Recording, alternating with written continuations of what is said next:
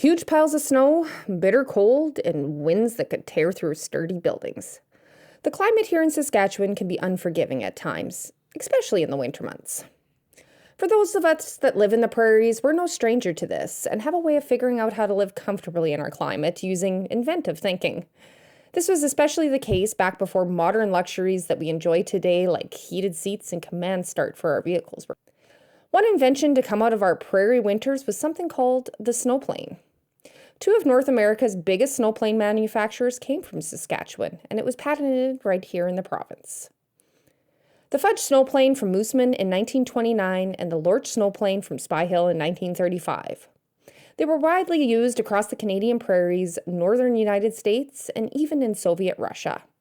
Both are on display at the Western Development Museum in Moose Jaw. Don't let the name plane fool you. This machine has no wings and it does not fly. It's more akin to a snow hovercraft than it is a plane.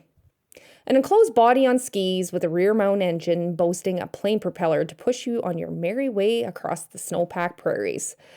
It became an essential part of prairie winters during the 1930s and 1940s as an alternative to horse-drawn cutter sleighs. There weren't many cars or trucks in those days, fewer roads, and even fewer snow-plowed roads. Snowplanes offered a way for doctors to make cross-country house calls, including baby deliveries, as well as getting RCMP and utility companies around the heavy snowfall on the prairies. Later, they became more widely used as farmers who could afford them bought one or built one on their own. There are probably as many, if not more, snowplanes built on farms and in backyard shops than in manufacturing plants.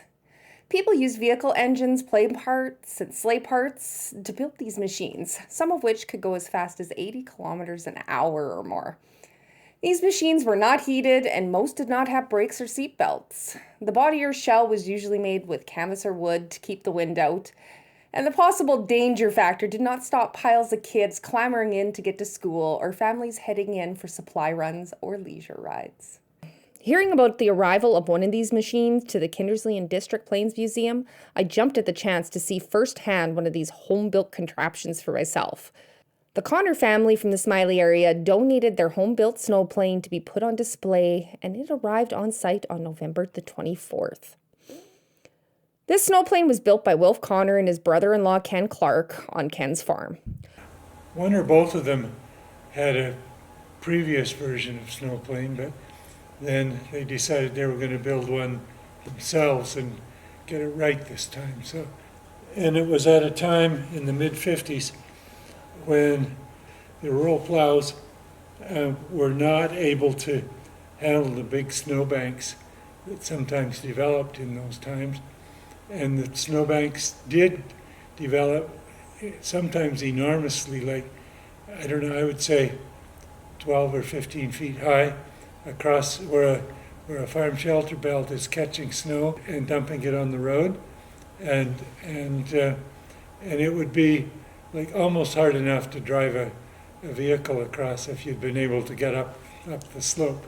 It was so really hard, deep snowbanks, and a couple of winters those rural roads were just totally blocked. I mean, they said, okay, it's up to you to figure out how to get to town and get your supplies.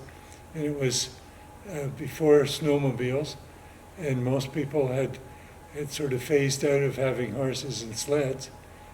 So there we were. It was also at a time when farming practices often left very little in the way of stubble or weeds in the fields to hold back that blowing snow from the howling winds.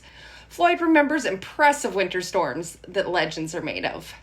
Without snowplanes, getting around could be near impossible in the prairie winters. Wilf ushered many of the area's kids to school in this machine.